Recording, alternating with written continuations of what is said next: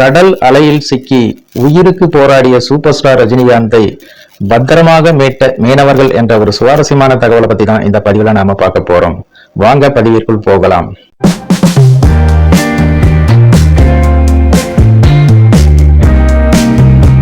புவனா ஒரு கேள்விக்குறி என்ற திரைப்படத்தின் காட்சி ஒன்று கடற்கரையில் சிவகுமாரும் ரஜினிகாந்தும் பேசுவது போல் படமாக்கப்பட்டது. இரவு நேரத்தில் தான் அந்த காட்சியை படமாக்க வேண்டும் என்று இயக்குனர் முடிவு செய்த நிலையில் அங்கிருந்த மீனவர்கள் சிலர் இரவில் அலை அதிகமாக அடிக்கும் என்பதால் முடிந்தவரை 12 மணிக்குள் படப்பிடிப்பை முடித்து விடுமாறு கூறியுள்ளனர். ஆனால் அந்த காட்சியை எடுத்து முடிக்க நேரம் ஆகிக் கொண்டே இருந்துள்ளது.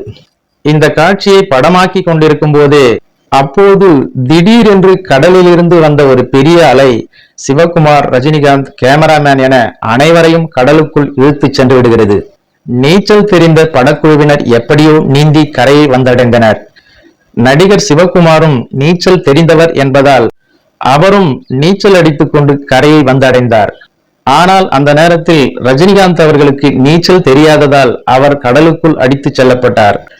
ரஜினிகாந்தை காணவில்லையே என அனைவரும் கடலுக்குள் இறங்கி தேட துவங்கிய நிலையில் எங்கோ ரஜினிகாந்தின் முடி மட்டும் தென்பட பின்னர் அவரை அப்படியே இழுத்து கரைக்கு கொண்டு வந்து மீனவர்கள் சேர்த்துள்ளனர். மயக்க நிலையில் இருந்த ரஜினிகாந்துக்கு சிகிச்சை அளித்த பின்னரே சுய நினைவு வந்தது. இந்த சம்பவத்தை வாழ்க்கையில் மறக்கவே முடியாது என்றும் இது ரஜினிகாந்துக்கு மறு ஜென்மம் என்றும் அந்த மீனவர்களால் காப்பாற்றப்பட்ட ரஜினிகாந்தும் மீனவர்களை வாழ்க்கையில் அவரால் மறக்க முடியாது என்றும் இந்த தகவலை தனது ஒரு பேட்டியில் நடிகை சுமித்ரா அவர்கள் ரஜினிகாந்தை பற்றிய நினைவுகளை பகிர்ந்துள்ளார் என்பது குறிப்பிடத்தக்கது. ஓகே ஃப்ரெண்ட்ஸ், இந்த ஒரு சுவாரஸ்யமான தகவல் உங்களுக்கு பிடித்திருக்கும் என நம்புகிறேன். நன்றி, வணக்கம்.